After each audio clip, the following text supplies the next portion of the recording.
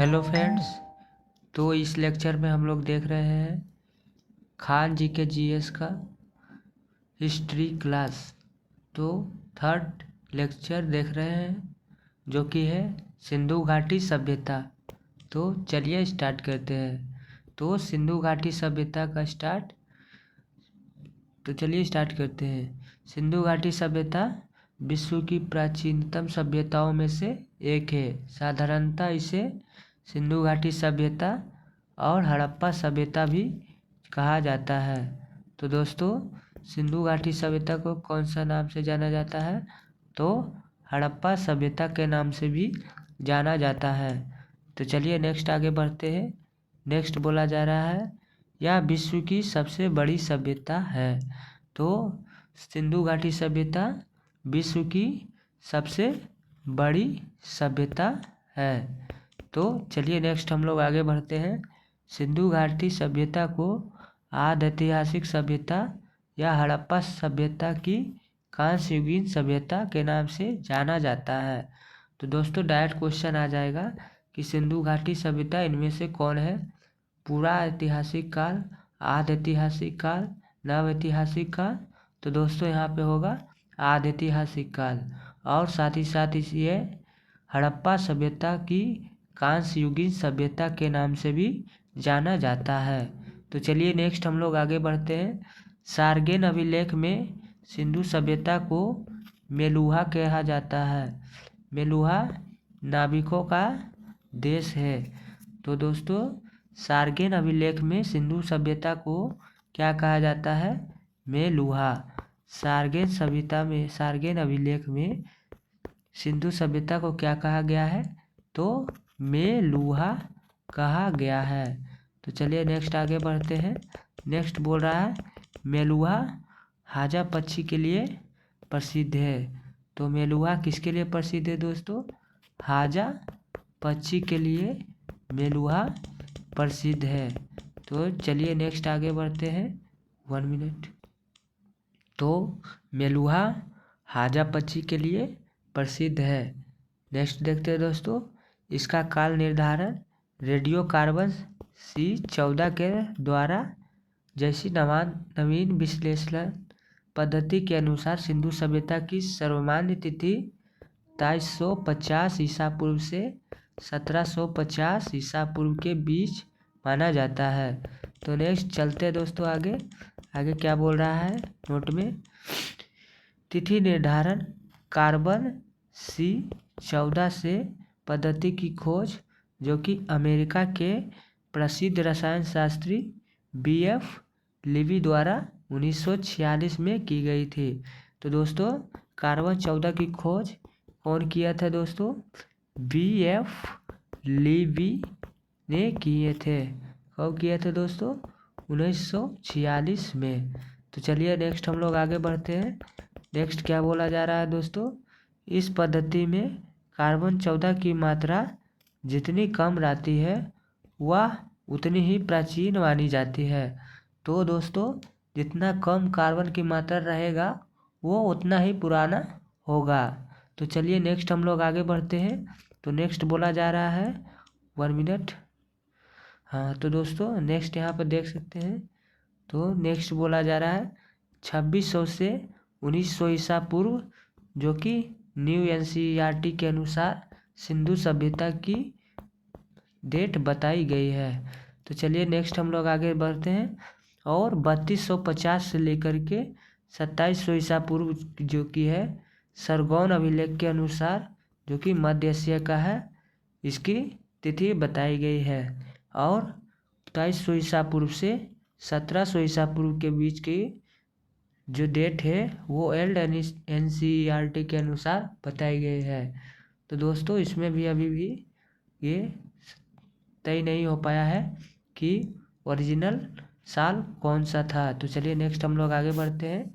सिंधु सभ्यता की खोज सर जॉन मार्शल ने 1921 में राय बहादुर दयाराम साहनी के उत्खनन के लिए नियुक्त किया। तो दोस्तों, सर जॉन मार्शल ने 1921 में दयाराम साहनी के उत्खनन के द्वारा नियुक्त किया गया है। तो चलिए नेक्स्ट आगे बढ़ते हैं। नेक्स्ट बोला जा रहा है 1924 में सर जॉन मार्शल, जो कि भारतीय पुरातत्व विभाग के तत्कालीन महानिदेशक थे, ने सिंधु घाटी सभ्यता या हड़प्पा सभ्यता के पाए जाने की घोषणा की थी। तो कब की थी? 1924 में। किसने की थी दोस्तों? तो सर जॉन मार्शल जो ने किए थे 1924 में। तो चलिए नेक्स्ट हम लोग आगे बढ़ते हैं। नेक्स्ट क्या बोला जा रहा है दोस्तों? सिंधु सभ्यता का जो विकास है यानी क्षेत्रफल, वो लगभग 13 लाख वर्ग किलोमीटर में फैला हुआ है। तो सिंधु घाटी की सभ्यता का जो क्षेत्रफल है वो कितना है दोस्तों? 13 लाख वर्ग किलोमीटर। और ये कैसा है? त्रिभुजाकार सभ्यता है, यानी 3 भुजाओं में विभाजित है। इस टाइप से कुछ ये सिंधु घाटी सभ्यता फैला हुआ है। तो चलिए नेक्स्ट हम लोग आगे बढ़ते हैं, देखते हैं कि चारों साइड कौन कौन से स्टेट है और कौन कौन से नदी पर ये स्थित है। तो उत्तर में दोस्तों अपना हो गया मांडा, जो कि जम्मू कश्मीर में चिनाब नदी के स्थित है। एंड जो पश्चिम में हो गया दास्क नदी पर सुतका किंडोर बलूचिस्तान में है। कौन से नदी पे दोस्तों? दास्क नदी पे पश्चिम में सुतका गिंडोर, जो कि बलूचिस्तान में है। इसका पूरब जो छोर है वो पूरब यूपी के आलमगीरपुर में, जो कि हिंडन नदी पे स्थित है। वहीं जो कि दक्षिण में देखें तो दैमाबाद यानी मध्य प्रदेश महाराष्ट्र में ये परवरा नदी पर स्थित है। तो फिर से देख लेते हैं दोस्तों। ऊपर में जम्मू कश्मीर, जो कि चिनाब नदी पर स्थित है मांडा में। और वहीं पे देख सकते हैं पश्चिम में बलूचिस्तान, जो कि दास्क नदी, बलूचिस्तान अपना हो गया दास्क नदी। और ये कहाँ पे है दोस्तों? पाकिस्तान में है। और नेक्स्ट हम लोग साउथ यानी दक्षिण की ओर देखेंगे तो दैमाबाद महाराष्ट्र कौन से नदी पे है? तो परवरा नदी पे है। परवरा नदी पे अपना दैमाबाद महाराष्ट्र में जो कि है। वहीं पे पूरब में आलमगीरपुर, जो कि हिंडन नदी पे है। ये कहाँ पे है? यूपी में। तो चलिए नेक्स्ट हम लोग आगे बढ़ते हैं। नेक्स्ट क्या बोल रहा है दोस्तों? 1 मिनट मैं इसको इरेज कर लेता हूँ। सिंधु सभ्यता का विस्तार भारत में कहाँ कहाँ है? पाकिस्तान में भी है और अफगानिस्तान तक फैली हुई थी। तो कहाँ कहाँ फैली हुई थी? भारत, पाकिस्तान और अफगानिस्तान तक सिंधु घाटी सभ्यता फैली हुई थी। तो नेक्स्ट आगे बढ़ते हैं दोस्तों। नवीनतम आंकड़ों के अनुसार यह सभ्यता 400 से 500 वर्षों तक विद्यमान रही तथा 2200 से 2000 ईसा पूर्व के मध्य यह अपने परिपक्व अवस्था में थी। तो सिंधु घाटी सभ्यता कितने साल तक रही दोस्तों? लगभग 400 से 500 वर्षों तक ये अपने विद्यमान में रही, मतलब कि गतिशील थे। और इसका जो था एज था वो 2200 ईसा पूर्व से 2000 ईसा पूर्व के बीच में ये अपने चरम पे थी। तो चलिए नेक्स्ट हम लोग आगे बढ़ते हैं। नेक्स्ट बोला जा रहा है दोस्तों, इस सभ्यता से परिपक्व अवस्था में 6 बड़े नगर मिले। तो दोस्तों सिंधु घाटी की 6 सबसे बड़ी नगर देखने वाले हैं, जो कि फर्स्ट हो गया मोहनजोदड़ो, सेकेंड हो गया हड़प्पा, थर्ड हो गया गनवारीवाला थर्ड नंबर पे, और धौलावीरा 4th नंबर पे, राखीगढ़ी 5 एंड कालीबंगा 6 नंबर पे देखने को मिलता है। तो फिर से एक बार देख लेते हैं दोस्तों। सबसे पहले मोहनजोदड़ो आ गया, फिर हड़प्पा आ गया, उसके बाद है दोस्तों गनवारीवाला 3rd नंबर पे, गनवारीवाला 4था नंबर पे धौलावीरा एंड 5वां नंबर पे राखीगढ़ी एंड 6ठा नंबर पे कौन सा है? तो कालीबंगा सबसे बड़े नगर में जाना जाता है। तो नेक्स्ट हम लोग आगे बढ़ते हैं दोस्तों। नेक्स्ट क्या बोल रहा है? इस सभ्यता के अब तक 350 से अधिक स्थल प्रकाश में आ चुके हैं, जो कि 1 मिनट तो दोस्तों 350 से अधिक स्थल खोजे जा चुके हैं। वहीं पे गुजरात में इसके 200 से ज़्यादा स्थल मिल चुके हैं। तो नेक्स्ट हम लोग आगे बढ़ते हैं। तो सिंधु सभ्यता में हड़प्पा का सर्वप्रथम उत्खनन 1921 में हुआ, इसलिए इसे सिंधु सभ्यता को हड़प्पा सभ्यता के नाम से भी जाना जाता है। तो दोस्तों सिंधु सभ्यता की सबसे पहले खोज कौन सा स्थल हुआ था? तो हड़प्पा सभ्यता 1921 ईस्वी में, इसलिए इसे हड़प्पा सभ्यता के नाम से भी जाना जाता है। तो नेक्स्ट आगे बढ़ते हैं। नेक्स्ट बोल रहा है हड़प्पा के टीलों का सर्वप्रथम जानकारी जो थी वो 1826 में चार्ल्स मेसन ने दी थी। तो हड़प्पा के टीलों की जानकारी सबसे पहले कौन दी थी? तो चार्ल्स मेसन ने 1826 में ही दे दी थी। तो चलिए नेक्स्ट हम लोग आगे बढ़ते हैं। नेक्स्ट ये बोला जा रहा है दोस्तों हड़प्पा सभ्यता से 2 टीले प्राप्त हुए थे। तो कौन कौन से टीले थे? पूर्वी टीला नगर यानी जो आवासियों को दर्शाता था, और पश्चिमी टीला जो कि 1 मिनट दुर्गीकृत टीला होता था। तो दुर्गीकृत मतलब कि बाउंड्री से घेरा हुआ टीला होता था। तो फर्स्ट वाला जो था वो आवासीय टीला था और सेकेंड में जो था दुर्गीकृत टीला था। तो चलिए नेक्स्ट आगे बढ़ते हैं। जो कि ऊंचे टीले पर स्थित था। ये जो टीला था बना हुआ ये आवासीय और दुर्गीकृत जो था ऊंचे टीले पर यानी ऊंची जगह पर कहीं स्थित था। तो चलिए नेक्स्ट हम लोग आगे बढ़ते हैं। हड़प्पा से स्वास्तिक के निशान मिले हैं। तो दोस्तों कहाँ से स्वास्तिक के निशान मिले हैं? तो हड़प्पा सभ्यता से स्वास्तिक के निशान मिले हैं। 1 मिनट। तो चलिए नेक्स्ट आगे बढ़ते हैं। इस काल में देवताओं की मूर्तियाँ प्राप्त हुई है। तो दोस्तों हड़प्पा काल में किसकी मूर्तियाँ प्राप्त हुई है? तो देवताओं की मूर्तियाँ प्राप्त हुई है, लेकिन मंदिर बनना आरंभ नहीं हुए थे। मीन्स देवताओं की सिर्फ मूर्ति ही प्राप्त हुई थी, मंदिर नहीं बन रहे थे उस टाइम। यहाँ पर छौ छौ की 2 पंक्तियाँ में कुल 12 अन्नागार मिले हैं। 1 मिनट। तो नेक्स्ट आगे बढ़ते हैं। यहाँ पर छौ छौ की 2 पंक्तियों में कुल 12 अन्नागार मिले हैं, जिसका कुल क्षेत्रफल जो दोस्तों है वो 2745 वर्ग किलोमीटर से अधिक है। तो छौ छौ की 2 पंक्तियों में कुल कितने अन्नागार मिले हैं? तो 12 अन्नागार मिले हैं, जिसकी लंबाई यानी कितनी है? कुल 2745 वर्ग किलोमीटर। तो चलिए नेक्स्ट हम लोग आगे बढ़ते हैं। नेक्स्ट क्या बोला जा रहा है? यहाँ से स्त्री के गर्भ से निकला हुआ पौधा मिला है। तो कहाँ से मिला है दोस्तों? हड़प्पा सभ्यता से स्त्री के गर्भ से पौधा मिला है, जिसे उर्वरता की देवी मानी जाती है। तो यह एक आयताकार मुहर थी। तो दोस्तों कहाँ से मिला है? तो हड़प्पा से मिला है, स्त्री के गर्भ से निकला हुआ पौधा, जिसे क्या माना जा रहा है? उर्वरता की देवी माना गया है। यह एक आयताकार मुहर थी। तो चलिए नेक्स्ट आगे बढ़ते हैं। नेक्स्ट क्या बोला जा रहा है दोस्तों? 1 मिनट। तो नेक्स्ट बोला जा रहा है सिंधु घाटी सभ्यता का सबसे बड़ा स्थल मोहनजोदड़ो है। भारत में इसका सबसे बड़ा स्थल राखी गढ़ी है। तो दोस्तों मोहनजोदड़ो कहाँ है? ये अपना पाकिस्तान में है। वहीं भारत का सबसे बड़ा स्थल कौन सा हो गया? अपना राखी गढ़ी हो गई है। तो चलिए नेक्स्ट हम लोग आगे बढ़ते हैं। मोहनजोदड़ो का शाब्दिक अर्थ जो होता है वो क्या है? मृतकों का टीला।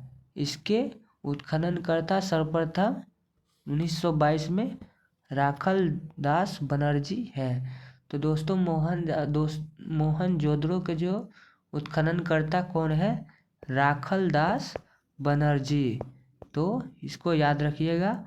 और इसको कब खोदा गया था? तो 1922 ईस्वी में। तो चलिए नेक्स्ट हम लोग आगे बढ़ते हैं। नेक्स्ट बोल रहा है इसे सिंध का बाग या नखलिस्तान के नाम से भी जानते हैं। तो दोस्तों किसे सिंध के बाग या नखलिस्तान के नाम से जाना जाता है? तो मोहनजोदड़ो को सिंध के बाग और या नखलिस्तान के नाम से जाना जाता है। तो चलिए नेक्स्ट हम लोग आगे बढ़ते हैं। तो नेक्स्ट क्या बोला जा रहा है? यहाँ विषम युक्त मुद्रा प्राप्त हुई है।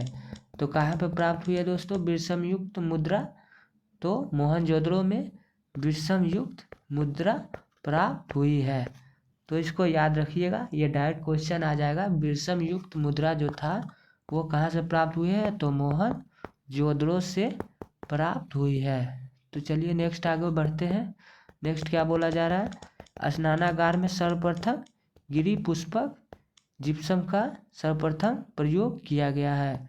तो स्नानागार जो था यानी नहाने वाला जो होता है उसमें जिप्सम का सर्वप्रथम उपयोग किया गया है। तो नेक्स्ट हम लोग आगे बढ़ते हैं दोस्तों। नेक्स्ट क्या बोला जा रहा है? मोहनजोदड़ो की सबसे महत्वपूर्ण खोज क्या थी? विशाल स्नानागार है जो कि एक आयताकार जलाशय है और इसका लंबाई कितना है दोस्तों? 11.88 लंबाई यानी है मीटर में है और जो चौड़ाई है 7.01 मीटर जो है इसका चौड़ा है और गहराई की बात करें तो 2.43 मीटर जो गहरा था। तो ये दोस्तों यही याद रखिएगा कि मोहनजोदड़ो का सबसे जो बड़ा था खोजा गया वो क्या था? स्नानागार था। तो चलिए नेक्स्ट हम लोग आगे बढ़ते हैं। नेक्स्ट क्या बोला जा रहा है? यह विशाल स्नानागार धर्मानुष्ठान संबंधी स्नान के लिए था। मार्शल ने इसे तत्कालीन विश्व का एक आश्चर्यजनक निर्माण कहा है। दोस्तों मार्शल ने खुदवा रहे थे तो इसे विशाल विश्व का आश्चर्यजनक निर्माण कहा कि इतना बड़ा स्नानागार कैसे खोदा गया, कैसे बनाया गया था। तो नेक्स्ट हम लोग आगे बढ़ते हैं। तो नेक्स्ट ये बोला जा रहा है इसके उत्तर व दक्षिण में सीढ़ियाँ बनी हुई है और इसके उत्तर दिशा में कपड़े बदलने के 6 कक्ष बनाए गए हैं। तो दोस्तों जो स्नानागार मिले हैं उसके दक्षिण में जो था यानी नीचे जो है यहाँ पे सीढ़ी बनाए गए हैं और उत्तर दिशा यानी ऊपर में जो था यहाँ पे 6 कक्ष बने थे कपड़ा बदलने के लिए। तो चलिए नेक्स्ट हम लोग आगे बढ़ते हैं। नेक्स्ट ये बोला जा रहा है एक नर्तकी की मूर्ति मिली जो कांस्य धातु की बनी है। तो मोहनजोदड़ो में क्या क्या मिला है दोस्तों एक बार देख लेते हैं। तो विशाल स्नानागार मिला है और नर्तकी की मूर्तियाँ मिली है और जो कि कांस्य धातु से बनी हुई है। वह नग्न अवस्था में है। इसके एक हाथ में चूड़ियाँ पहन रखी है। जो लड़की नर्तकी मिली है वो नग्न अवस्था में है और इसके एक हाथ में चूड़ियाँ हैं जो कि कांस्य धातु की बनी हुई है। तो ये कांस्य धातु की बनी हुई नर्तकी मिली है मोहनजोदड़ो से। तो चलिए नेक्स्ट हम लोग आगे बढ़ते हैं। नेक्स्ट क्या बोला जा रहा है दोस्तों? तो सिंधु सभ्यता के लोग की लिपि का ज्ञान था। इनकी लिपि भाव चित्रात्मक थी। यह दाईं से बाईं की ओर लिखी जाती थी। इसे गौमूत्राक्षर लिपि कहते हैं। तो दोस्तों सिंधु घाटी सभ्यता की कौन सी लिपि कहा जाता है? गौमूत्राक्षर लिपि कहा गया है। और इसकी लिपि कैसे थी दोस्तों? तो दाईं से बाईं की ओर थी। दाईं से बाईं की ओर लिपि थी यानी कि ये सिर्फ भाव चित्रात्मक लिपि थी। तो सिर्फ भावना को दिखाना रहता था। और इसकी लिपि किस साइड से किस साइड थी? तो दाईं से बाईं थी यानी कि दाईं इधर से बाईं इस साइड थी। दाईं से बाईं थी और ये कहाँ पे थी? इसकी कैसी लिपि थी? गौमूत्राक्षर लिपि थी। तो चलिए नेक्स्ट हम लोग आगे बढ़ते हैं और इसमें एक मिनट आगे बढ़ते हैं। हाँ और इसमें जो थे 350 से 450 भाव मिलते हैं और इसे अभी तक पढ़ा नहीं गया है। जो सिंधु घाटी सभ्यता की जो गौमूत्राक्षर लिपि है इसे अभी तक नहीं पढ़ा गया है। तो चलिए नेक्स्ट हम लोग आगे बढ़, क्या बोला जा रहा है। सिंधु घाटी सभ्यता विश्व की प्रथम नगरीय सभ्यता है जिसके शहर ग्रिड प्रणाली पर बने हुए थे और सड़कें एक दूसरे के समकोण पर काटती थी। तो दोस्तों सिंधु घाटी सभ्यता जो थी विश्व की प्रथम नगरीय अवस्था थी और ये शहर ग्रिड प्रणाली पर बसी हुई थी। तो कौन सी प्रणाली पर बसी हुई थी दोस्तों? सिंधु घाटी सभ्यता ग्रिड प्रणाली पर बसी हुई थी और ये सड़कें जो रहती थी वो एक दूसरे को समकोण पर काटती थी। तो चलिए नेक्स्ट आगे बढ़ते हैं। सिंधु घाटी में घरों के जो दरवाजे थे वह मुख्य मार्ग पर ना खुल करके पिछवाड़े की ओर खुलते थे। केवल लोथल नगर के घरों के दरवाजे मुख्य सड़क की ओर खुलते थे।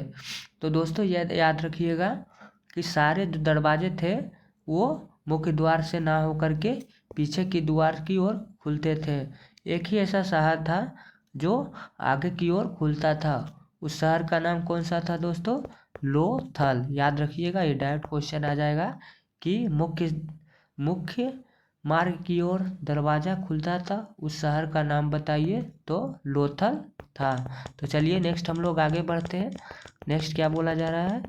तो हड़प्पा और मोहनजोदड़ो और अन्य प्रमुख नगर पक्की ईंटें से बने थे। तो दोस्तों ये जो मोहनजोदड़ो और अन्य प्रमुख जो नगर थी ये पक्की ईंटें से घर बने थे, जबकि कालीबंगा और रंगपुर के कच्ची ईंटें बनी थी। तो दोस्तों याद रखिएगा, कालीबंगा हो गया अपना और रंगपुर जो था उसमें कच्ची ईंटें का प्रयोग किया गया था। ये दोस्तों डायरेक्ट क्वेश्चन आ जाएगा कि किसमें कच्ची ईंटें प्रयोग की गई थी। तो कालीबंगा और रंगपुर। और ईंटों का आकार जो था 4x2x1 यानी 4 लंबाई हो गया, 2 चौड़ाई हो गया और 1 ऊंचाई हो गया, इस टाइप से थी। तो चलिए नेक्स्ट हम लोग आगे बढ़ते हैं। नेक्स्ट क्या बोल रहा है? 1 मिनट। इतिहासकार पिगट ने हड़प्पा व मोहनजोदड़ो को सिंधु घाटी सभ्यता का जुड़वा राजधानी बताया है। तो दोस्तों इतिहासकार जो पिगट थे उसने हड़प्पा व मोहनजोदड़ो को सिंधु घाटी के सभ्यता को जो था जुड़वा राजधानी बताया है, हड़प्पा और मोहनजोदड़ो को। तो चलिए नेक्स्ट हम लोग आगे बढ़ते हैं। सिंधु घाटी सभ्यता में मातृसत्तात्मक संयुक्त परिवार होते थे क्योंकि बड़ी मात्रा में मातृदेवियों की मूर्ति मिलती थी। तो दोस्तों सिंधु घाटी सभ्यता में मातृसत्तात्मक संयुक्त परिवार होते थे क्योंकि यहाँ पे बहुत मात्रा में जो थी मातृदेवी की मूर्ति मिली थी। तो चलिए नेक्स्ट आगे बढ़ते हैं। मोहनजोदड़ो से एक मुहर मिलती है जिस आद शिवा यानी 3 मुख वाले देवता का चित्र मिलता है, जिसे सर जॉन मार्शल ने इसे पशुपतिनाथ कहा। तो दोस्तों ये जो मुहर मिली है कहाँ से मिली है? ये मोहनजोदड़ो से मिली है। ये किसकी मिली है? तो पशुपतिनाथ की मिली है यानी आदि शिवा की मिली है। लोथल नगर के उत्खननकर्ता कौन थे? SR राव यानी रंगनाथ राव थे। यह एक व्यापारिक नगर था। तो लोथल जो था ये व्यापारिक मतलब बिजनेस वाला नगर था। इसे किसने खोजा? तो SR राव यानी रंगनाथ राव ने 1957 में खोजा था। तो चलिए नेक्स्ट आगे बढ़ते हैं। 1 मिनट। यहाँ से गोदीवाड़ा यानी डॉकयार्ड मिलता है जो सिंधु घाटी सभ्यता की सबसे बड़ी कीर्ति है। तो दोस्तों कहाँ से गोदीवाड़ा मिलता है? तो लोथल से गोदीवाड़ा यानी डॉकयार्ड मिलती है जो सिंधु घाटी की सबसे बड़ी कीर्ति है। तो गोदीवाड़ा क्या है? एक टाइप का कीर्ति है। तो नेक्स्ट हम लोग आगे बढ़ते हैं। सागर तट पर स्थित लोथल नगर पश्चिमी एशिया से व्यापार का प्रमुख बंदरगाह था। तो दोस्तों कहाँ का सबसे प्रमुख बंदरगाह था? तो पश्चिमी एशिया का प्रमुख बंदरगाह था, व्यापारिक। तो चलिए नेक्स्ट हम लोग आगे बढ़ते हैं। चावल की भूसी के साक्ष रंगपुर व लोथल से मिले हैं। तो दोस्तों डायरेक्ट क्वेश्चन आ जाएगा कि चावल की जो भूसी है उसके साक्ष कहाँ से मिले हैं? तो रंगपुर व लोथल से मिले हैं। तो नेक्स्ट हम लोग आगे बढ़ते हैं। चनहुद्रो का उत्खनन जो था 1935 में मैके ने किया। तो किसने किया दोस्तों? चनहुद्रो का जो खोज था मैके ने किया। कब किया? 1935 में। इसकी सर्वप्रथम खोज 1931 में एमजी मजमूदार ने की। तो इसकी सर्वप्रथम खोज किसने की? 1931 में मजमूदार। तो नेक्स्ट हम लोग आगे बढ़ते हैं। यह एक औद्योगिक नगरी थी। यहाँ से मनके, शिप, अस्थि तथा मुद्रा बनाने के प्रमुख केंद्र था। तो दोस्तों चनहुद्रो किसने खोजा? तो चनहुद्रो की खोज मजमूदार ने 1931 में की। यह औद्योगिक नगरी थी, यानी यहाँ पे सारे सामान बेचे जाते थे। और पोर्ट वाला जो एरिया था वो कौन सा था दोस्तों? वो लोथल था। तो चनहुद्रो से कहाँ क्या क्या मिले हैं? मनके मिले हैं, शिप मिले हैं, अस्थि मिली है और मुद्रा बनाने का प्रमुख केंद्र था। तो नेक्स्ट हम लोग आगे बढ़ते हैं। तो नेक्स्ट क्या बोला जा रहा है? 1 मिनट, मैं इसको स्क्रॉल अप कर लेता हूँ। यहाँ से हमें कुत्ते का बिल्ली का पीछा करते हुए पदचिन्ह मिले हैं। नारी सौंदर्य प्रसाधन में लिपस्टिक व अलंकृत हाथी मिले हैं। तो दोस्तों कहाँ से मिले हैं? चनहुद्रो से कुत्तों की बिल्ली का पीछा करते हुए पदचिन्ह मिले हैं। नारी सौंदर्य प्रसाधन में लिपस्टिक व अलंकृत हाथी मिली है। तो नेक्स्ट हम लोग आगे बढ़ते। यहाँ से झुकुर झंगार संस्कृति अवशेष मिले हैं। तो दोस्तों चनहुद्रो से क्या मिले हैं? संस्कृति झुकर झांगर संस्कृति अवशेष मिले हैं। तो नेक्स्ट आगे बढ़ते हैं। कालीबंगा सभ्यता से एक झोपड़ी है जिसमें 6 छेद किए गए हैं, अर्थात इन लोगों को शल्य चिकित्सा का ज्ञान था। शल्य चिकित्सा का ज्ञान था दोस्तों किसमें? कालीबंगा सभ्यता में एक। तो चलिए नेक्स्ट हम लोग आगे बढ़ते हैं। यहाँ से प्राप्त अन्य साक्ष्य, और कौन कौन से अन्य साक्ष्य प्राप्त हुए हैं? कालीबंगा से। तो चलिए तो शल्य चिकित्सा के साक्ष्य मिले हैं। तो सबसे पहले क्या मिले हैं? शल्य चिकित्सा के साक्ष्य कहाँ से मिले हैं दोस्तों? तो कालीबंगा से साक्ष्य मिले हैं शल्य चिकित्सा के। नेक्स्ट हम लोग देखते हैं अलंकृत ईंटें कहाँ से मिली है दोस्तों? कालीबंगा से अलंकृत ईंटें, यानी जो ईंटें पर थी वो डिजाइन बनाया गया था। जो कहाँ से मिली है? कालीबंगा से। ऊँट की अस्थियों के साक्ष्य, तो दोस्तों ऊँट की जो अस्थियाँ होती थी उसकी साक्ष्य कहाँ से मिले हैं? वो भी कालीबंगा से। भूकंप के साक्ष्य, जो भूकंप आते थे दोस्तों इसका साक्ष्य कहाँ से मिले हैं? तो कालीबंगा से। तो पहले इतना देख लेते हैं दोस्तों, कालीबंगा से क्या क्या मिले हैं?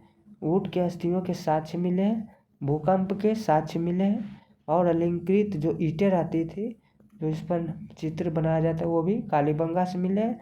और कपास की जो खेती होती है उसकी भी साक्ष्य ये कालीबंगा से ही मिले हैं। तो नेक्स्ट हम लोग आगे बढ़ते हैं। Next 1 minute. हाँ, 2 वर्षों में फसल उगाने का साक्ष्य यहीं से मिले हैं, कालीबंगा से। वहीं जोते हुए खेत के साक्ष्य कालीबंगा से प्राप्त हुए हैं। तो एक बार फिर से देख लेते हैं दोस्तों क्या क्या मिले हैं। तो भूकंप के साक्ष्य मिले हैं, ऊँट के अस्थियों का साक्ष्य मिले हैं, कपास की खेती का साक्ष्य मिले हैं कालीबंगा से, अलंकृत ईंटें मिले हैं कालीबंगा से, शल्य चिकित्सा मिले हैं कालीबंगा से, और 2 वर्ष में फसल उगाने के साक्ष्य जो था वो भी कालीबंगा से मिले। जुते हुए खेत के साक्ष्य भी कालीबंगा से मिले हैं। तो दोस्तों इतना आप लोग याद रखिएगा। 1 मिनट। तो नेक्स्ट आगे बढ़ते हैं। कालीबंगा कहाँ अर्थ है काली चूड़िया। यहाँ से एक जूते हुए खेत के साक्ष्य मिले हैं। तो दोस्तों काली बंगा का अर्थ क्या होता है? काली चूड़िया। यहाँ से क्या मिले हैं? एक जूते हुए खेत का साक्ष्य भी काली बंगा से मिले हैं। काली बंगा में शवों के अंत्येष्टि संस्कार हेतु 3 विधियाँ पूर्व समाधिकरण, आंशिक समाधिकरण एवं दाह संस्कार के प्रमाण मिलते हैं। तो दोस्तों कालीबंगा से ही 3 समाधियाँ मिलती है, यानी पूर्व समाधिकरण, आंशिक समाधिकरण एवं दाह संस्कार। तो चलिए नेक्स्ट आगे बढ़ते हैं। धौलावीरा। तो धौलावीरा गुजरात के कच्छ जिले के भचाऊ तालुका में स्थित है। यह सिंधु सभ्यता का प्राचीन और विशाल नगर है। तो दोस्तों सबसे पुराना और विशाल नगर कौन सा है? तो धौलावीरा है, जो कि गुजरात के कच्छ में भचाऊ तालुका जिले में स्थित है। तो चलिए नेक्स्ट आगे बढ़ते हैं। नेक्स्ट क्या है? 1 मिनट। तो दोस्तों यह स्थल अपनी अद्भुत नगर योजना, दुर्ग प्राचीर तथा अति विशिष्ट जल प्रबंधन व्यवस्था के कारण सिंधु सभ्यता का अनूठा नगर था। तो धौलावीरा जो था दोस्तों, यह अपनी अद्भुत नगर योजना, दुर्ग प्राचीर, अति विशिष्ट जल प्रबंधन व्यवस्था के कारण सिंधु सभ्यता का अनूठा नगर था। तो नेक्स्ट हम लोग आगे बढ़ते हैं। नोट में दिया गया है धौलावीरा एक हड़प्पा कालीन नगर को वर्ष 2019 से 20 में विश्व धरोहर स्थल में शामिल किया गया। तो दोस्तों धौलावीरा को कब विश्व धरोहर स्थल में शामिल किया गया? तो 2019 से 20 के टाइम में, जो टाइम था 27 जुलाई 2021 को यह फैसला world heritage committee of UNESCO ने लिया। तो चलिए नेक्स्ट हम लोग आगे बढ़ते हैं। नेक्स्ट क्या बोला जा रहा है? यहाँ से स्टेडियम के साक्ष्य मिले हैं। तो धौलावीरा से ही स्टेडियम के साक्ष्य मिले हैं। यहाँ से 16 कृत्रिम जलाशय मिले हैं। तो धौलावीरा से क्या क्या मिले हैं दोस्तों? पहले स्टेडियम मिले हैं, फिर 16 जलाशय मिले हैं कृत्रिम के, और पशु पॉलिश युक्त सूचना पट यानी नोटिस बोर्ड भी मिला है। तो तीन मिले हैं। क्या क्या मिले हैं? पहला स्टेडियम मिले हैं, फिर 16 कृत्रिम जलाशय मिले हैं, और तीसरा पट मिले हैं, सूचना पट यानी नोटिस बोर्ड। तो चलिए नेक्स्ट आगे बढ़ते। सुरकोटड़ा। सुरकोटड़ा भी गुजरात में स्थित स्थल है। तो सुरकोटड़ा गुजरात में ही स्थित एक स्थल है। तो चलिए नेक्स्ट इसको आगे बढ़ते हैं। सुरकोटड़ा से हमें घोड़े की अस्थियाँ मिली, किंतु सिंधु घाटी सभ्यता के लोगों को घोड़े का ज्ञान नहीं था। तो दोस्तों सिंधु घाटी सभ्यता में घोड़े का ज्ञान नहीं था, लेकिन सुरकोटड़ा से घोड़े के अस्थियाँ मिली है। तो चलिए नेक्स्ट हम लोग आगे बढ़ते हैं। नेक्स्ट क्या बोला जा रहा है? 1 मिनट। तो रंगपुर स्थल गुजरात के कठियावाड़ जिले में स्थित है। यहाँ से हमें चावल के दाने के साक्ष्य मिले हैं। तो दोस्तों चावल के दाने का साक्ष्य कहाँ से मिले हैं? तो रंगपुर से मिले हैं। तो चलिए नेक्स्ट हम लोग आगे बढ़ते हैं। नेक्स्ट क्या बोला जा रहा है? 1 मिनट। हाँ, तो सिंधु सभ्यता के लोग यातायात के लिए 2 पहिया 4 पहिया वाली बैलगाड़ी का उपयोग करते थे। तो दोस्तों उस टाइम तो गाड़ी उड़ी रहती नहीं थी, तो 2 पहिया 4 पहिया वाली बैलगाड़ी का यूज करते थे। तो चलिए नेक्स्ट आगे बढ़ते हैं। सिंधु घाटी सभ्यता समाज संभवतः 4 वर्णों में विभाजित था। कौन कौन से वर्ण थे दोस्तों? उसको अब हम लोग देखेंगे। फर्स्ट में आते हैं पुरोहित वर्ग यानी पंडित जी। नेक्स्ट आगे व्यापारी वर्ग बिजनेसमैन, एंड किसान वर्ग फार्मर, एंड श्रमिक यानी लेबर वर्ग। तो चलिए नेक्स्ट आगे बढ़ते हैं। नेक्स्ट क्या बोला जा रहा है? सिंधु सभ्यता में शांति लोकप्रिय रहते थे, क्योंकि यहाँ अत्यंत कम मात्रा में हथियार मिले हैं। तलवार से परिचित नहीं थे, क्योंकि यहाँ के लोग लोहे से परिचित नहीं थे। ये कांस्य तांबा प्लस टीन का प्रयोग करते थे। तो दोस्तों सिंधु घाटी सभ्यता में लोग शांतिपूर्ण प्रिय रहते थे। और यहाँ पर हथियार के जो थे वो काफ़ी कम मात्रा में मिले हैं, क्योंकि यहाँ पे लोहे का प्रचलन नहीं हुआ था उस टाइम लोहे का प्रचलन नहीं हुआ था और तांबे का प्रचलन हुआ था। तो तांबा जो बनता है, तांबा प्लस टीन से बनता है कांसे का प्रचलन था। तो चलिए नेक्स्ट हम लोग आगे बढ़ते हैं। नेक्स्ट क्या बोला जा रहा है, इस सभ्यता में सोने व चांदी का प्रयोग करते थे, क्योंकि यहाँ पुरुष व महिलाएं जवाहरात पहनते थे और श्रृंगार भी करते थे। तो दोस्तों सिंधु घाटी सभ्यता में क्या क्या चीज़ का यूज हो रहा था, तो सोने एवं चांदी का यूज हो रहा था, क्योंकि यहाँ पे लोग पुरुष और महिलाएं जो थे वे जवाहरात पहनते थे सोने और चांदी के। मनोरंजन के लिए मुर्गे पशु पक्षियों की लड़ाई करवाना, शतरंज खेलना, शिकार कराना, मछली पकड़ना इनकी प्रिय खेल थे। तो दोस्तों सिंधु घाटी सभ्यता के मनोरंजन के लिए क्या क्या करते थे, मुर्गियों की लड़ाई करते थे, शतरंज खेलना, शिकार करना और मछली पकड़ना इनके प्रिय खेल थे। सिंधु सभ्यता के लोग काले रंग से डिजाइन किए हुए लाल मिट्टी के बर्तन बनाते थे। तो दोस्तों ये भी आ जाएगा क्वेश्चन में कि कौन से रंग के डिजाइन से कौन से बर्तन बनाते थे, तो काले रंग के डिजाइन देते थे और लाल मिट्टी के बर्तन बनाते थे। चलिए नेक्स्ट हम लोग आगे बढ़ते हैं।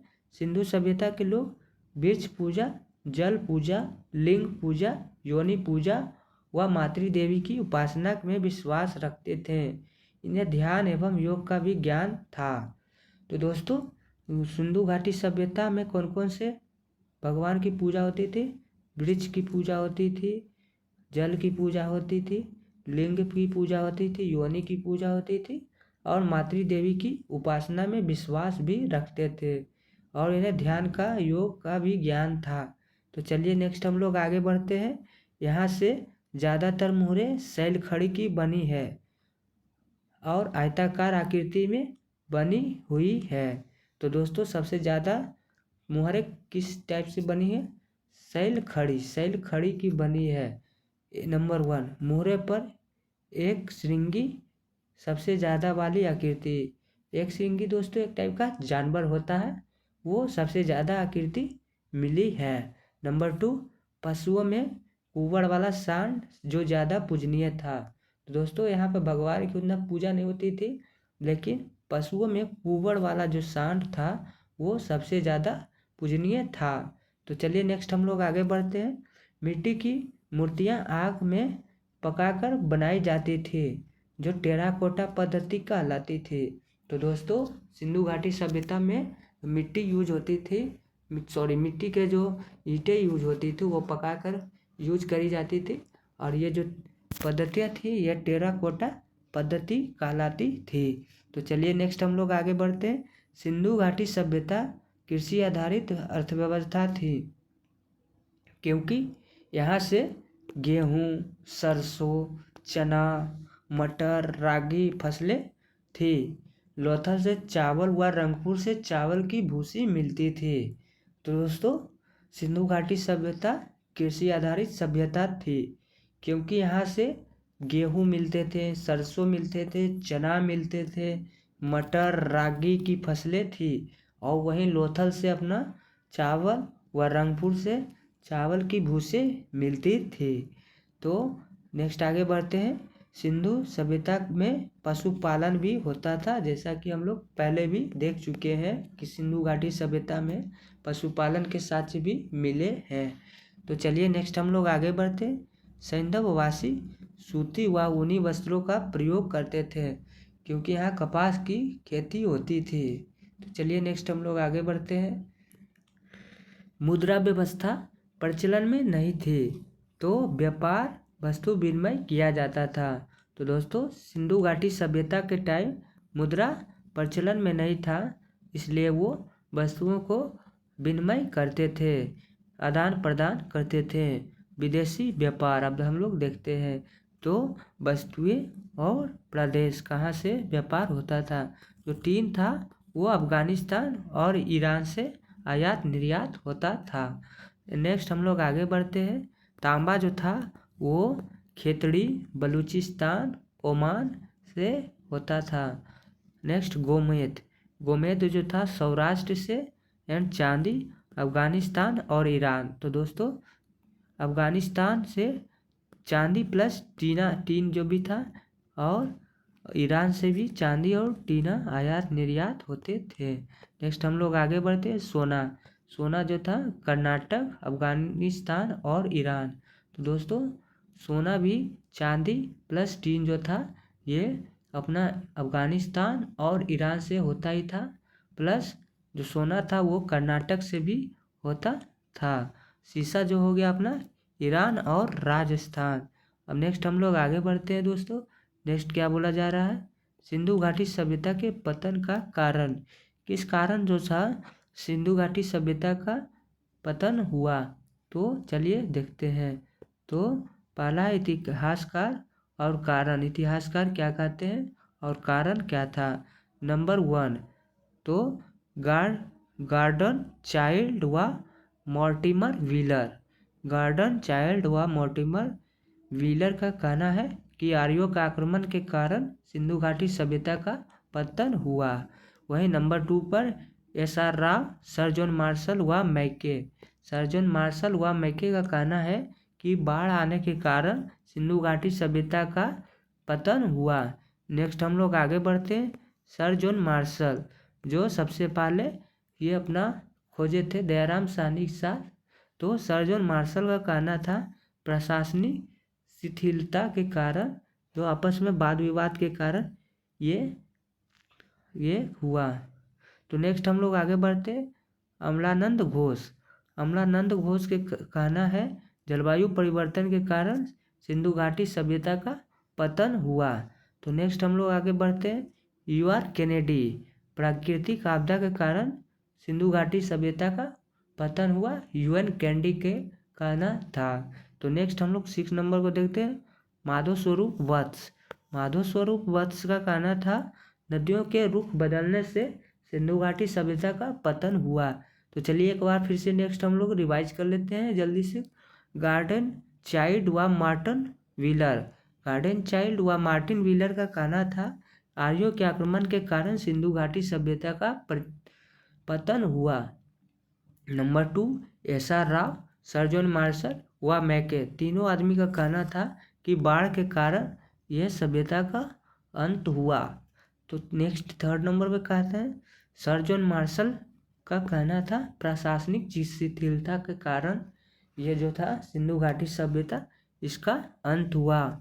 अमलानंद घोष का कहना था जलवायु परिवर्तन के कारण ये अंत हुआ सिंधु घाटी सभ्यता का। नंबर 5 UR कैनेडी का कहना था प्राकृतिक आपदा के कारण सिंधु घाटी सभ्यता का अंत हुआ। नंबर 6 माधव स्वरूप वत्स का कहना था नदियों के रुख बदलने से सिंधु घाटी सभ्यता का अंत हुआ। नेक्स्ट हम लोग आगे बढ़ते हैं।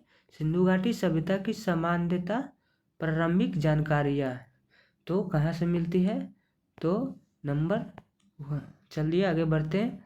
1826 चार्ल्स मेसन ने सबसे पहले प्रकाश डाला सिंधु घाटी सभ्यता पर। 1853 में अलेक्जेंडर कनिंघम ने हड़प्पा का सर्वे किया था। तो दोस्तों ये काफ़ी ज़्यादा इम्पोर्टेंट है कि अलेक्जेंडर कनिंघम जो थे हड़प्पा का सर्वे कब किया था, तो 1853 में किया था। वहीं 1856 में जॉन बर्टन व विलियम बर्टन लाहौर से कराची के मध्य रेलवे लाइन बिछा रहे थे। उन्होंने अनजाने में हड़प्पा की ईंटों का प्रयोग किया। तो दोस्तों 1856 में जॉन बर्टन और विलियम बर्टन इन्होंने लाहौर से कराची तक रेलवे लाइन बिछा रहे थे। उसी टाइम इन्होंने हड़प्पा की ईंटों का भी अनजाने में प्रयोग किया था। नेक्स्ट हम लोग आगे बढ़ते हैं। 1856 ईस्वी में अलेक्जेंडर कनिंघम ने दूसरी बार हड़प्पा का सर्वे किया। तो फर्स्ट टाइम कब किया था दोस्तों, 1853 में, एंड सेकेंड टाइम 1856 में अलेक्जेंडर कनिंघम ने हड़प्पा का सर्वे किया। नेक्स्ट हम लोग आगे बढ़ते हैं। 1861 में भारतीय पुरातत्व विभाग ASI की स्थापना हुई। तो दोस्तों 1861 में भारतीय पुरातत्व विभाग का स्थापना हुआ। नेक्स्ट आगे बढ़ते हैं। गवर्नर जनरल लॉर्ड कैनिंग के समय अलेक्जेंडर कैनिंग को ASI यानी भारतीय पुरातत्व विभाग का जनक कहा जाता है और उस टाइम ही इन्हें खोजा गया था। तो नेक्स्ट आगे बढ़ते हैं। 1921 में सर जॉन मार्शल ने दयाराम साहनी को हड़प्पा उत्खनन के लिए नियुक्त किया था। तो सर जॉन मार्शल ने दयाराम साहनी को हड़प्पा उत्खनन के लिए नियुक्त कब किया था दोस्तों? तो 1921 में। तो नेक्स्ट आगे बढ़ते हैं। नेक्स्ट 1922 में सर जॉन मार्शल ने राखलदास बनर्जी के मोहनजोदड़ो के उत्खननकर्ता नियुक्त किया था 1922 में। तो नेक्स्ट हम लोग आगे बढ़ते 1924 में सर जॉन मार्शल ने सिंधु घाटी सभ्यता हड़प्पा सभ्यता का नामकरण किया। तो यह काफ़ी ज़्यादा इम्पोर्टेंट है दोस्तों कि सर जॉन मार्शल ही थे जो इस पर ज़्यादा ध्यान दिए थे। सबसे पहले 1921 में हड़प्पा उत्खनन किया और 1922 में मोहनजोदड़ो का उत्खनन स्टार्ट किया और 1924 में सिंधु सभ्यता को हड़प्पा सभ्यता का नामकरण किया। तो चलिए नेक्स्ट हम लोग आगे बढ़ते हैं 1 मिनट।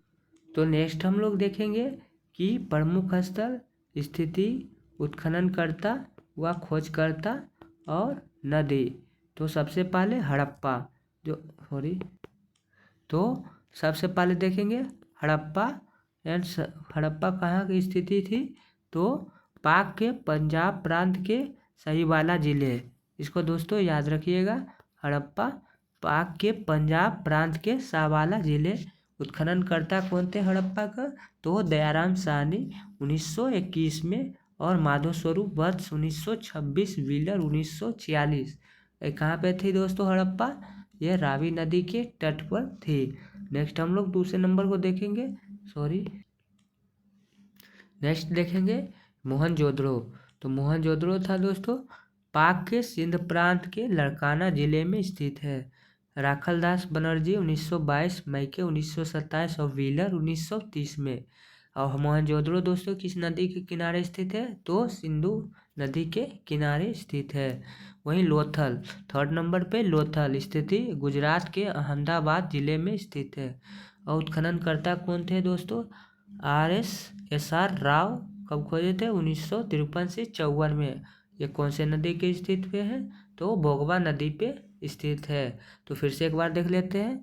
हड़प्पा फर्स्ट नंबर पे पाक के पंजाब प्रांत के सहीवाला जिले पर स्थित है हड़प्पा। खोजकर्ता कौन थे? दयाराम साहनी 1921 में, मधुवाला वर्ष 1926 और व्हीलर 1946। नदी कौन सी थी? तो रावी नदी के तट पे स्थित है। नंबर 2 पे मोहनजोदड़ो पाक के सिंध के लड़काना जिले में। खोजकर्ता कौन थे? तो दोस्तों राखलदास बनर्जी 1922, वहीं मैके 1927 और व्हीलर 1930। ये कौन सी नदी के स्थित है? तो सिंधु नदी के तट पर स्थित है। वहीं नंबर 3 की बात करें तो लोथल कहाँ पे है? तो गुजरात के अहमदाबाद जिले में लोथल स्थित है। खोजकर्ता कौन थे? तो दोस्तों SR राव 1953 से 54। कौन से नदी पे स्थित है? तो लोथल भोगवा नदी के तट पे स्थित है। तो चलिए नेक्स्ट हम लोग आगे बढ़ते हैं 1 मिनट। तो नेक्स्ट हम लोग देखने वाले हैं धौलावीरा। तो धौलावीरा दोस्तों गुजरात के कच्छ जिले में स्थित है। और उत्खननकर्ता कौन थे? तो JP जोशी 1967 से 1968 ईस्वी में और रविंद्र सिंह बिष्ट 1990 से 1991 में। धौलावीरा कौन सी नदी के तट पे स्थित है? तो लूनी नदी के तट पे। नंबर 5 पे बात करें तो चनहुद्रो कहाँ था दोस्तों? तो पाक के सिंध प्रांत के नवाब शाह जिले में। तो चनहुद्रो पाक के सिंध प्रांत के नवाब शाह जिले में। खोजकर्ता कौन थे? तो दोस्तों मैके 1925 में, NG मजमूदार 1931 में। और कौन से नदी के तट पे स्थित है, तो सिंधु नदी के तट पे स्थित है। वहीं नंबर 6 की बात करें तो सुरकोटडा अपना भारत में ही स्थित है। कहाँ पे, तो गुजरात के कच्छ में। खोजकर्ता कौन थे दोस्तों, तो जगपति जोशी। सुरकोटडा की खोज किसने की, जगपति जोशी ने की। ये कहाँ पे स्थित है, तो गुजरात के कच्छ में। ये कौन सी नदी के तट पे स्थित है, तो भोगवा नदी के तट पे स्थित है सुरकोटडा। तो चलिए नेक्स्ट हम लोग आगे बढ़ते हैं। रंगपुर कठियावाड़ जिले गुजरात। ये भी गुजरात में है। कहाँ पे है, तो कठियावाड़ जिले में है। इसके खोजकर्ता कौन है, तो रंगनाथ राव। इसको इस टाइप से भी याद रख सकते हैं, रंगपुर रंगनाथ। ये कब खोजा गया था, तो 1953 से 1954 के बीच में। ये कौन से नदी के तट पे स्थित है, तो मादर नदी के तट पे। मादर नदी के तट पे रंगपुर स्थित है। नेक्स्ट हम लोग 8 नंबर पे देखते हैं कालीबंगा। ये कहाँ है दोस्तों, ये राजस्थान में है, हनुमानगढ़ जिला में कौन सा है दोस्तों स्थित है, तो कालीबंगा। खोजकर्ता कौन थे, तो अमलानंद घोष, बीवी लाल, बीके थापड़ 1961। और कालीबंगा कौन सी नदी के तट पे स्थित है, तो घग्गर नदी के तट पे कालीबंगा स्थित है। यह कब खोजा गया था दोस्तों, तो 1961 में। कहाँ पे स्थित है, तो राजस्थान के हनुमानगढ़ जिला में। तो चलिए नेक्स्ट हम लोग आगे बढ़ते हैं। कोट डीजी जो है दोस्तों सिंध प्रांत के खैरपुर में स्थित है। कोट डीजी सिंध प्रांत के खैरपुर में स्थित है। खोजकर्ता कौन है दोस्तों, फजल अहमद 1953 में खोजे थे। फजल अहमद कोट डीजी को खोजे 1953 में। कौन सी नदी के तट पे स्थित है, तो सिंधु नदी के तट पे स्थित है कोट डीजी। फजल अहमद 1953 में खोजे थे। कहाँ पे स्थित है, तो सिंध प्रांत के खैरपुर में। तो नेक्स्ट हम लोग आगे बढ़ते हैं। आलमगीरपुर 10 नंबर पे। कहाँ पे दोस्तों, मेरठ अपना उत्तर प्रदेश में। यह कहाँ का है, खोजकर्ता कौन है दोस्तों, जगदत्त शर्मा 1953 से 54। आलमगीरपुर कहाँ है दोस्तों, तो उत्तर प्रदेश के मेरठ में। खोजकर्ता कौन था, तो दोस्तों जगदत्त शर्मा 1953 से 56। और नदी कौन सा है दोस्तों, तो हिंडन नदी पे स्थित है। तो चलिए नेक्स्ट आगे बढ़ते हैं। नेक्स्ट दैमाबाद दोस्तों अहमदनगर महाराष्ट्र में स्थित है। दैमाबाद कहाँ है दोस्तों, इसे अहमदनगर महाराष्ट्र। इसके खोजकर्ता कौन है, MN देशपांडे 1958 से 1959। और SR राव 1975 से 1976। ये कौन सी नदी पर स्थित है दोस्तों, तो परवरा नदी पर दैमाबाद महाराष्ट्र में स्थित है अहमदनगर। तो चलिए नेक्स्ट हम लोग आगे बढ़ते हैं। सूतका गेंडोर दोस्तों ये पाकिस्तान के मकराना में समुद्र तट के किनारे स्थित है। तो सूतका गेंडोर कहाँ स्थित है दोस्तों, तो पाक के मकराना में समुद्र के तट पे स्थित है। कौन खोज करता है दोस्तों, ओरेल स्टायरिन जो थे सूतका गेंडोर के खोज करता है। कौन से नदी पे है दोस्तों, तो दास्क नदी पे सूतका गेंडोर पाकिस्तान के मकरान में समुद्र के तट के किनारे। तो नेक्स्ट हम लोग 13 नंबर पर देखते हैं दोस्तों, तो रोपड़ कहाँ है दोस्तों, रोपड़ जिला जो कि पंजाब में स्थित है। रोपड़ जिला पंजाब। खोजकर्ता कौन है दोस्तों, जगदत्त शर्मा 1953 से 1956। तो कौन सी नदी पे दोस्तों, तो सतलज नदी पे रोपड़ स्थित है। कहाँ पे है, तो पंजाब में। जगदत्त शर्मा 1953 से 1956 में खोजे थे। तो चलिए नेक्स्ट हम लोग देखते हैं आगे। बनवाली कहाँ पे है दोस्तों, तो हिसार जिला हरियाणा। बनवाली कहाँ पे है, हरियाणा। बनवाली हरियाणा। ये इसके खोज कौन किए थे दोस्तों, रविंद्र सिंह बिष्ट रविंद्र सिंह बिष्ट ने 1974 में खोजे बनवाली को। ये कौन सी नदी पे है दोस्तों? तो रंगोई नदी पे है बनवाली। और कहाँ पे है दोस्तों? तो हिसार जिला हरियाणा में बनवाली है। तो चलिए नेक्स्ट हम लोग आगे बढ़ते हैं। सोलका 15 नंबर पे सोलका है, हिसार जिला, द बलूचिस्तान, ये जो कि है पाकिस्तान में। सोलका अपना पाकिस्तान में है। और जॉर्ज डेला 1962 में खोज करता है। कौन सी नदी पे है दोस्तों? तो सादी कौर नदी पे कौन है? सोलका सादी तो कौन खोज करता है दोस्तों? जॉर्ज हेल्सा 1962 में द बलूचिस्तान पे स्थित है। तो नेक्स्ट आगे बढ़ते हैं 16 नंबर पे राखी गढ़ी कहाँ है दोस्तों? तो हिसार जिला हरियाणा। तो बनवाली और राखी गढ़ी हरियाणा में है, हिसार जिला में। राखी गढ़ी और बनवाली हरियाणा। और कौन सा नदी पे दोस्तों? तो ये हो गया अपना घग्गर नदी पे। और बनवाली कौन सी नदी पे था? तो सतलज नदी पे बनवाली। और राखी गढ़ी घग्गर नदी पे, दोनों का है दोस्तों हरियाणा में है। तो नेक्स्ट हम लोग आगे बढ़ते हैं। नेक्स्ट अपना आ गया दोस्तों देसलपुर, कच्छ गुजरात। देसलपुर जो है दोस्तों वो कच्छ गुजरात में है। और खोजकर्ता पी पांड्या 1963 से 1964 में खोजा था। तो और ये कौन सी नदी पे है दोस्तों? तो बामूचेला नदी पे देसलपुर, देसलपुर कच्छ गुजरात। इस टाइप से आपको याद रखिएगा दोस्तों, तो काफ़ी याद हो जाएगा। नेक्स्ट हम लोग 18 नंबर को देखते हैं कुणाल कहाँ पे है दोस्तों? ये अपना हरियाणा में है। कुणाल हरियाणा में है। ये किसने खोजा? Shri J S Khatri. कुणाल हरियाणा में है, श्री जे एस खत्री व श्री एम आचार्य। कौन सी नदी पे है? तो कोसी नदी पे है, हरियाणा में कोसी नदी पे ये अपना कुणाल है। जेके खत्री खोजे थे, जे.एस. खत्री।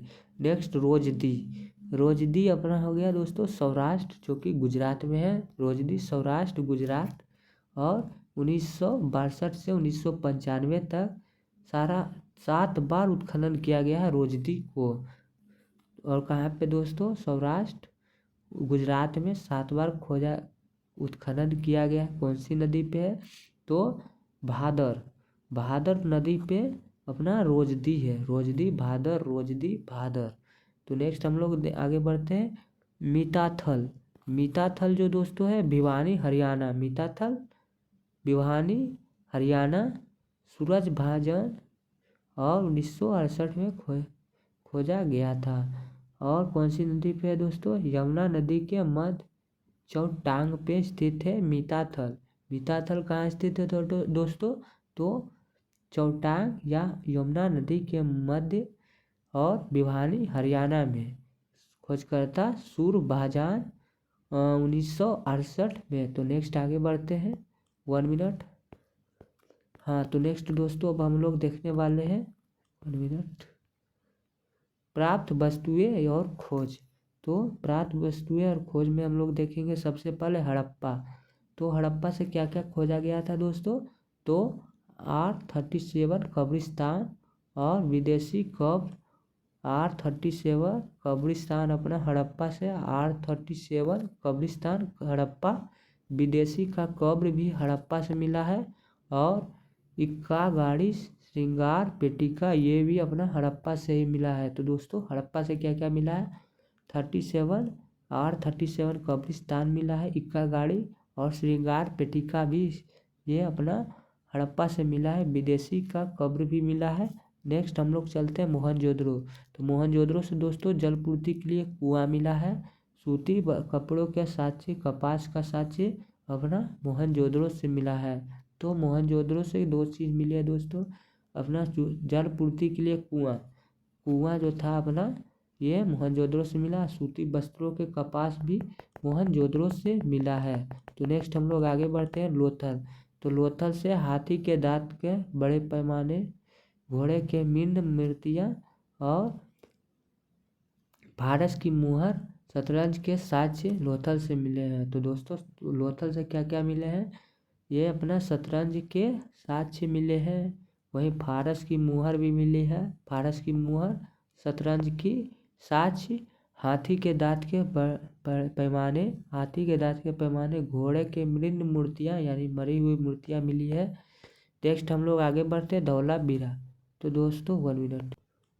धौलावीरा, धौलावीरा से दोस्तों नगर 3 भागों में विभाजित थे। धौलावीरा में क्या थे दोस्तों, नगर 3 भागों में विभाजित थे। पहला पूर्व, मध्य और पश्चिम। पूर्व, मध्य, पश्चिम धौलावीरा 3 भागों में विभाजित था। चंद्रों से क्या क्या मिले दोस्तों, अलंकृत हाथी मिले हैं, खिलौना मिले हैं, लिपस्टिक मिले हैं, वह बकराकार ईंटें मिले हैं। तो दोस्तों चंद्रों से क्या क्या मिले हैं, तो अलंकृत हाथी मिली है, खिलौना मिले हैं, लिपस्टिक मिली है और बकराकार ईंटें मिली है। वही नेक्स्ट 6 नंबर पे देखें दोस्तों, तो सुरकोटड़ा, सुरकोटड़ा से क्या मिले हैं, घोड़े के हड्डियाँ मिली है सुरकोटड़ा से। तो सुरकोटड़ा से घोड़े की हड्डियाँ मिली है। तो नेक्स्ट हम लोग आगे बढ़ते हैं रंगपुर। रंगपुर क्या है दोस्तों, रंगपुर से धान या चावल की भूसी के ढेर मिले हैं रंगपुर से। कच्ची ईंटों की दुर्ग व मृद भांड मिले हैं रंगपुर से। तो दोस्तों 3 चीज़ याद रखिएगा, भूसी मिले हैं चावल के और कच्ची ईंटें के मिले, दुर्ग मिले हैं और मृद भांड मिले हैं। नेक्स्ट हम लोग आगे बढ़ते हैं कालीबंगा। कालीबंगा से दोस्तों बेलनाकार मुहरे, मुहर जो थी बेलनाकार मिली है। वहीं हल के निशान मिले हैं, जुते हुए खेत के साथ जिससे प्रमाणित होते हैं। और अलंकृत ईंटें का प्रयोग यानी कि मिली है, रंग बिरंगे ईंटें का प्रयोग हुआ है। युगल समाधियाँ मिली है। तो कालीबंगा से क्या क्या मिली है दोस्तों, अलंकृत ईंटें मिली है सबसे पहले, वहीं पे युगल समाधियाँ मिली है, जूते हुए खेत के निशान हमको कालीबंगा से मिले हैं। कालीबंगा से जूते हुए खेत के निशान मिले हैं, अलंकृत ईंटें मिली है और समाधियाँ मिली है, युगल समाधियाँ। तो नेक्स्ट हम लोग आगे बढ़ते हैं कोट डीजी। अब हम लोग कोट डीजी से क्या क्या मिले, वनाग्र मिले हैं, कांस्य की चूड़ियाँ मिली है और धातुओं के उपकरण मिले हैं। तो 3 चीज़ याद रखिएगा दोस्तों, धातु के उपकरण मिले हैं, कांस्य की चूड़ियाँ यानी कांस्य की चूड़ियाँ, धातु के उपकरण और वनाग्र मिले हैं। तो नेक्स्ट हम लोग आगे बढ़ते हैं आलमगीरपुर। आलमगीरपुर से दोस्तों सिरेमिक उत्पाद मिले हैं, मृदभांड की मूर्तियाँ मिली है, सिरेमिक उत्पाद मृदभांड की मूर्तियाँ। तैमाबाद से दोस्तों धातु के रथ मिले हैं। तो दैमाबाद से क्या मिले हैं, तो धातु के रथ जो मिले हैं वह दैमाबाद से मिले हैं। नेक्स्ट हम लोग आगे बढ़ते हैं सुतका गेंडोर से दोस्तों तांबे की कुल्हाड़ी मिली है। सुतका गेंडोर से तांबे की कुल्हाड़ी मिली है। मनुष्य की अस्थि राख से भरा बर्तन भी मिला है।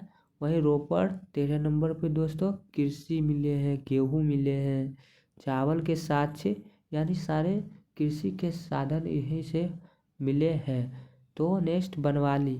बनवाली से दोस्तों तिल व सरसों का ढेर, अच्छे किस्म के जौ, सड़क व नालियों के अवशेष मिले हैं, सेल खड़ी व पकाई गई मिट्टी की मुहरें मिले हैं। तो दोस्तों बनवाली से क्या क्या मिले हैं, सेल खड़ी की व पकाई गई मिट्टी की मुहरें मिली है, नालियों के अवशेष मिले हैं और अच्छे किस्म के जौ मिले हैं, तिल सरसों सारा वगैरह बनवाली से मिले हैं। रोपड़ से अपना कृषि के जो होते हैं, कृषि से गेहूँ चावल के साक्ष्य मिले हैं।